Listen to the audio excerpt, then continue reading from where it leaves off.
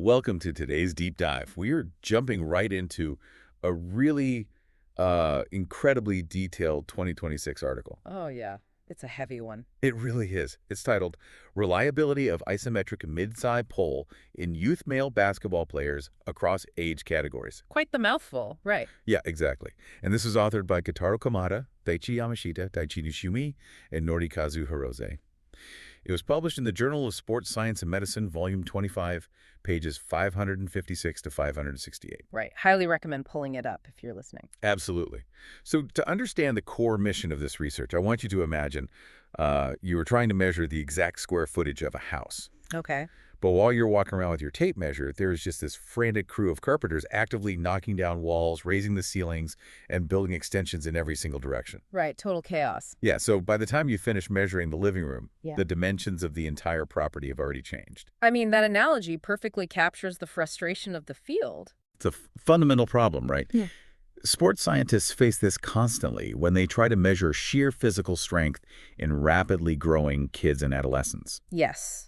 You're aiming for mathematical precision in an environment that is defined by, well, profound, relentless, and totally uneven physical change. Right. And that is exactly why this paper by Kamada and his colleagues is such a fantastic piece of literature. It takes this fundamental problem in long-term athletic development and addresses it with a level of scientific clarity that is honestly quite rare. Okay, let's unpack this, because I think we need to set the stage before we look at their solution. Sure. Why is measuring strength in a 12-year-old athlete so much more difficult than measuring it in, say, a 25-year-old professional? Right. I mean, kids lift weights all the time. Why did the sports science community even need to invent completely new ways to test youth athletes in the first place? Well, to understand the need for a new test, we really have to look at the flaws of the old ones. Yeah. Historically, the absolute gold standard for testing strength in humans has been the 1 repetition maximum. The 1RM. Exactly, the 1RM. So think of your classic heavy barbell back squat or, a bench press. You progressively load the bar up with plates until the athlete can only complete a single maximal lift. Which is pretty standard stuff. Right. And for a fully grown adult, this is highly effective. But for young athletes, this protocol is it's incredibly problematic for a few distinct reasons. Like what? First off, a true 1RM requires a massive amount of technical competency. Oh. I mean, it takes expensive time just to teach a youth athlete the necessary technique to squat safely, let alone maximally. That makes total sense. Yeah. And second, you have genuine safety and ethical concerns with putting maximal spinal loads on growing bodies if that technique falters even slightly. Right, because if they're just learning how to move, you really don't want to crush them with a heavy barbell just to find out how strong they are. Precisely. But the most critical issue goes right back to your house under construction metaphor. The biological maturity. Exactly. A youth athlete's body size, their sheer muscle mass, the physical lengths of their bone livers, they are all changing so rapidly that their dynamic lifting skills are heavily skewed by their own growth. So I'm trying to picture the mechanics of this. It's almost like asking a teenager to take a driving test. But the car they are driving is physically changing shape while they're on the road. Ah, yes. Like the steering wheel suddenly gets 2 inches further away, the brake pedal shifts slightly to the left. The brain's map of the body is suddenly totally outdated. That is exactly what is happening under the hood. So if a 13-year-old takes a 1RM squat test and fails, or gets a really low number, we aren't even really measuring their raw muscular strength, are we? We might just be measuring a temporary lack of coordination in a newly sprouted body. Oh, I absolutely love that you brought that up because it brings us to one of my favorite parts of this study's methodology. All right. Yeah, the researchers understood that dynamic movement was just way too noisy, but they didn't just group their 59 male Japanese youth basketball players by their chronological age. Right, like throwing them into under 12, under 15, and under 18 buckets and calling it a day. Exactly. They didn't do that. They took it a crucial step further. They categorized these players by their maturity offset. Maturity offset. Yeah, specifically estimating each player's peak height velocity, or PHV. Peak height velocity. Let me guess, is that the scientific term for the absolute peak of a growth spurt? It is. It's the exact window in adolescence where the skeleton is lengthening at its absolute fastest rate. Oh, wow. And the researchers meticulously broke these young athletes down into pre-PHV, circa PHV, and post-PHV groups. That is so smart. It is such an elegant study design because it acknowledges a biological reality that coaches honestly often ignore. Which is? That a 14-year-old who hasn't hit their growth spurt yet is a completely different biological entity than a 14-year-old who is right in the middle of it. Right, their nervous systems are dealing with entirely different structural realities. Exactly. So the researchers recognized that dynamic lifting was too chaotic. They needed an alternative that was static, incredibly controlled, and removed coordination entirely from the equation. And that brings us to the actual testing mechanism used in the study of the IMTP. The isometric mid-thigh pull. Right. For anyone who hasn't seen this in a university lab, break down the physical setup for us. What is a 12-year-old actually doing when they take this test? Okay, so the setup is rigorous and highly specialized. The athlete steps onto a dual force plate system. Force plates, okay. And these plates are sampling data at an astonishing 1,000 hertz. Wait, 1,000 times a second. Why on earth do they need that level of micromeasurement? Well, because human force generation, particularly in athletic movements like a basketball jump, happens in fractions of a single second. Oh, I see. Yeah, if you want to see exactly how quickly a muscle can fire, a standard measurement frequency will completely miss the nuance of the muscle's onset. So they are standing on these ultra-sensitive plates, positioned over a specialized immovable barbell. Immovable. So it's locked into the floor. Basically, yes. And their physical posture is locked in with strict mathematical precision to standardize the leverage. The torso remains upright, the hip joint is locked at exactly 140 degrees, and the knee joint is set at 125 degrees. Okay, if I am visualizing those joint angles correctly, that is essentially the universal athletic power position. Yes, exactly. Like if you are standing on a basketball court and you dip your hips right before you explode upward for a rebound, that's the posture you naturally take. You've got it. It is the optimal biomechanical position for humans to produce the maximum amount of vertical force. Okay, so they're in that position. Right. And the athlete's hands are securely strapped to the bar using lifting straps. Why straps? Which is a vital detail because it ensures that a child's grip strength doesn't become the limiting factor of the test. Oh, right.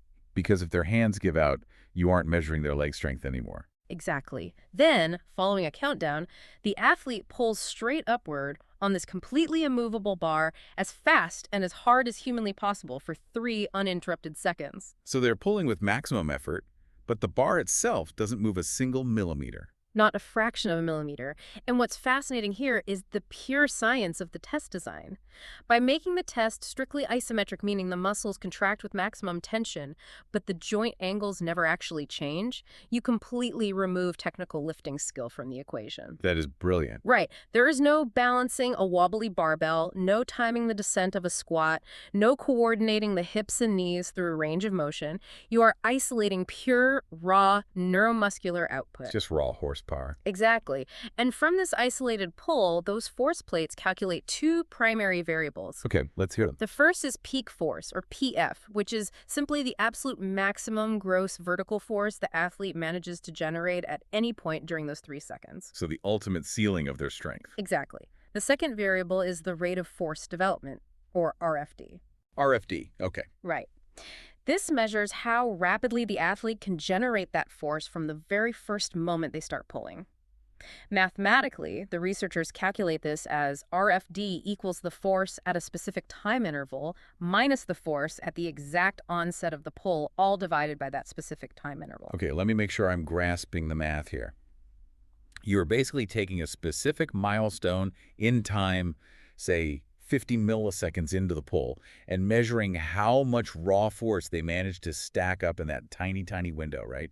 It's a measure of sheer acceleration. That is a brilliant way to frame it. It's like if peak force is the absolute top speed of a sports car, hitting 200 miles per hour on a long straightaway. Right. The rate of force development, the RFD, is that car's 0 to 60 time. It's the acceleration off the starting line. Perfect analogy. But if we think about the context of the study you built, youth basketball players' acceleration is arguably way more important than absolute top speed. Oh, without a doubt.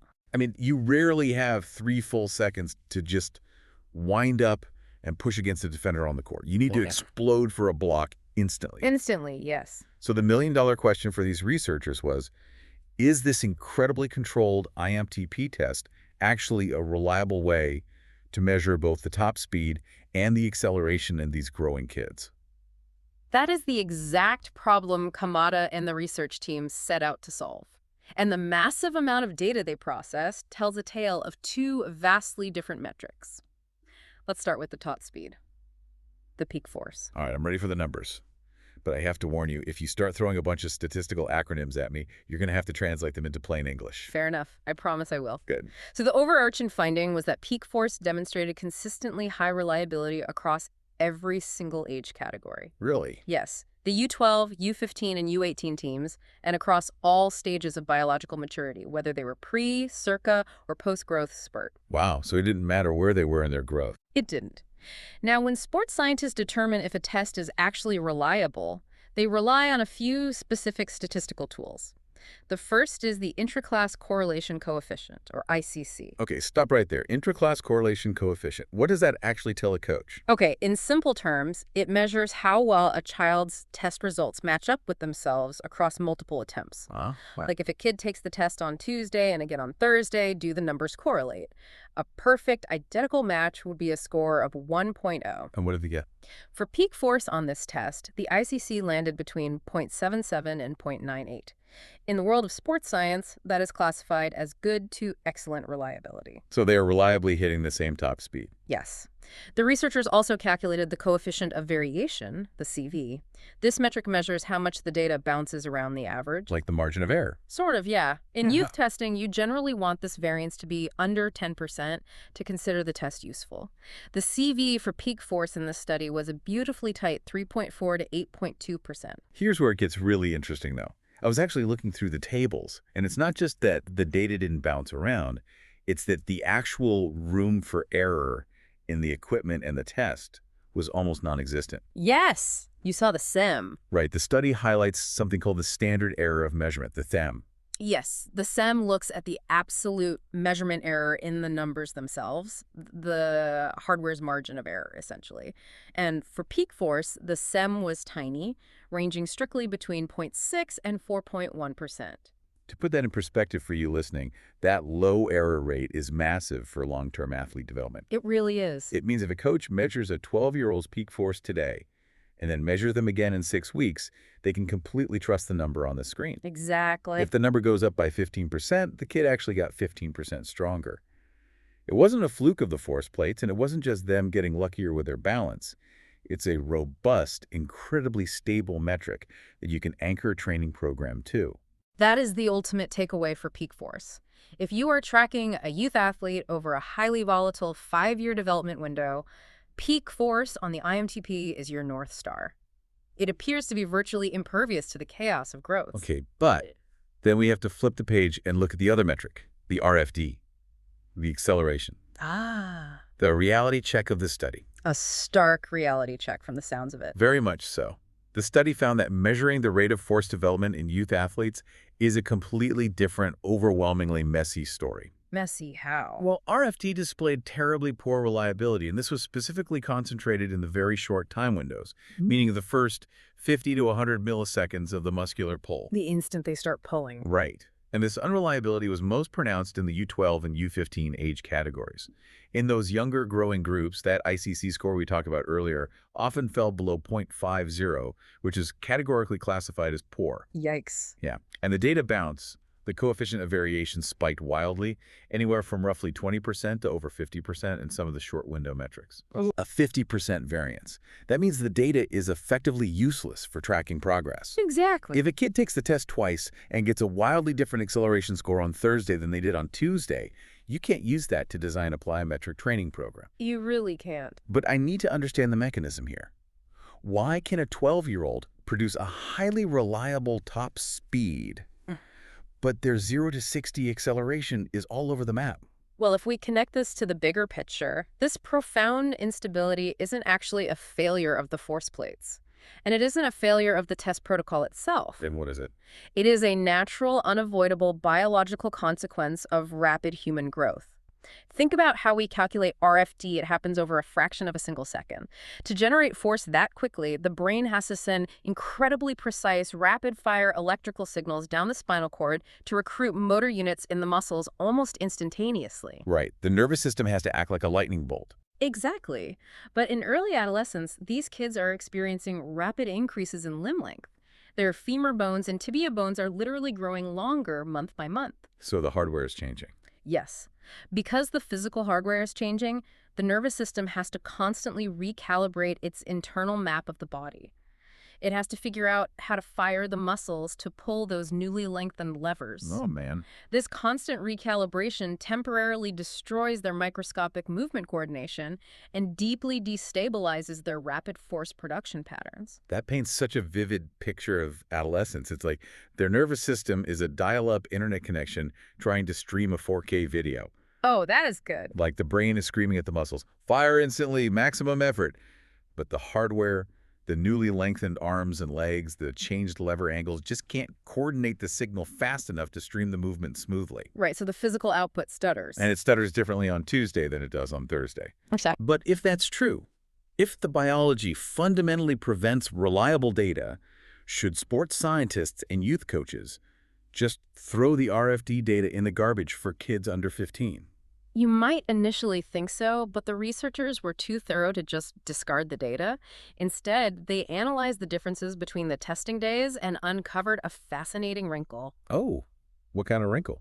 Well, the athletes in this study were tested across 3 separate sessions. And when they looked closely at the U12 and U15 groups, they found that their peak force and their longer window RFD metrics actually increased significantly from day 1 to day 2. Wait, meaning they magically generated more muscle mass in 48 hours? Not more muscle mass, they got smarter. Smarter. The data indicates a clear learning effect. Now, the researchers had given these kids a familiarization session before the official testing even began. They made sure the kids knew how to stand, how to hold the bar, and what to expect. Okay, so they knew the rules. Right. But a maximal rapid force production task, the act of pulling as explosively as you can against a bar that refuses to move, was so deeply alien to these young kids' nervous systems that they were literally learning how to recruit their own muscle fibers while taking the test on day 1. Wow. Yeah, by day 2, their nervous systems had figured out the puzzle a little better, and the numbers jumped. This raises an important question for anyone running these lab assessments. If the athlete is actively learning the test while taking the test, the baseline data is inherently flawed. How did the researchers suggest we fix this? Well, the study laid out several highly specific recommendations to adapt the IMTP protocol for youth athletes. First, sports scientists need to implement far more practice trials and greatly extended familiarization sessions before they ever record a baseline number for a young athlete. That makes sense. You cannot just show a 12-year-old the rig on Monday and expect reliable maximal data on Tuesday. Their nervous system needs time to adapt to the sensation of an isometric pull. What else? Because clearly, just giving the instruction to pull hard isn't translating for the younger nervous systems. They recommended utilizing specialized visual feedback during the familiarization. Like a screen. Exactly. Showing the kids their actual force curve in real time on a monitor while they pull, allowing their brain to consciously connect the physical feeling of explosive tension with the visual output on the screen. That is a great idea, just gamifying it, kind of. Yeah. Exactly. Furthermore, the researchers suggest using a shortened 1-second protocol instead of the standard 3 seconds for youths. Why shorten the time? Does 3 seconds fatigue them too much? It's not physical fatigue, it's psychological pacing. When you tell someone, especially a child, to pull for 3 full seconds, they often subconsciously pace their effort to ensure they last the whole time, which completely destroys that initial explosive acceleration we are trying to measure. Right. They save some for the end. Exactly. A 1-second protocol forces them to focus entirely on immediate explosive intent. And finally, the researchers emphasize optimizing verbal cues. You don't just instruct a child to pull hard. You have to yell at them. Well, you must use explosive, sharp verbal cues like hit or explode to help prime and shock that inexperienced nervous system into firing rapidly. So what does this all mean? If you are a coach, a sports scientist, a physical therapist, or even a parent navigating the youth athletic landscape, the ultimate synthesis of this deep dive is clear. Yes. Use peak force as your North Star. It is mathematically stable, It is reliable across growth phases, and it will give you a true actionable read on a developing athlete's maximum strength capacity across their entire youth career. And conversely, you must treat rate of force development with extreme caution. Until the athlete is biologically older, safely in that post-growth U18 category, and has accumulated significant resistance training experience to wire their nervous system, RFD in those incredibly short time windows of 50 to 100 milliseconds, it's simply too noisy to use for individual monitoring. It's just static. Yeah, if a coach absolutely must look at RFD in young youths, this study suggests only looking at the longer time intervals, over 150 or 200 milliseconds, where the nervous system has had enough time to stabilize the force output. It really emphasizes the foundational rule of pediatrics and youth coaching. Children are not just miniature adults. They certainly aren't. You cannot just take a validated adult testing protocol, shrink the equipment down to size, and expect the biology to behave the same way. The profound physiological chaos of adolescence demands a completely different analytical lens. I couldn't agree more. The data we collect in the lab is only ever as good as our fundamental understanding of the biology that is producing it. For anyone involved in athletic development, coaching, or sports science, the depth of the data provided in this study is immense, and we have truly only scratched the surface here. We highly encourage you to read the full article by Kamada and colleagues in the Journal of Sports Science and Medicine to view those highly detailed force-time data tables and ICC charts for yourself. Yes, absolutely check it out.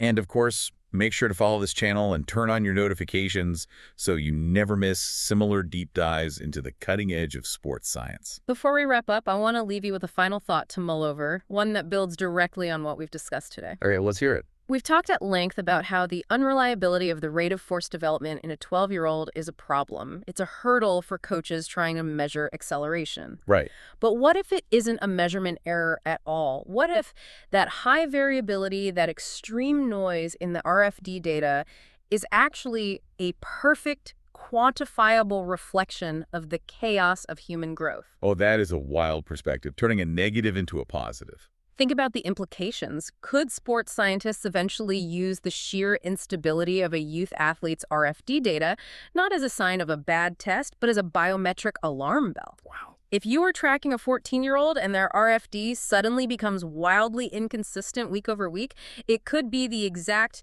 neuromuscular signal telling us that they are entering a massive skeletal growth spurt. That's incredible. It could become the ultimate predictive indicator, telling a coach to immediately reduce that child's plyometric training load to prevent Osgood-Schlatter disease, severe tendinitis, or other debilitating growth-related injuries before they even happen. Like using the noise of the carpenter's hammers to map out exactly where the house is expanding, without even having to look at the blueprints. Instead of fighting the chaos of biological maturity, we might just be on the verge of learning how to listen to it. Keep that in mind next time you look at a messy dataset. See you on the next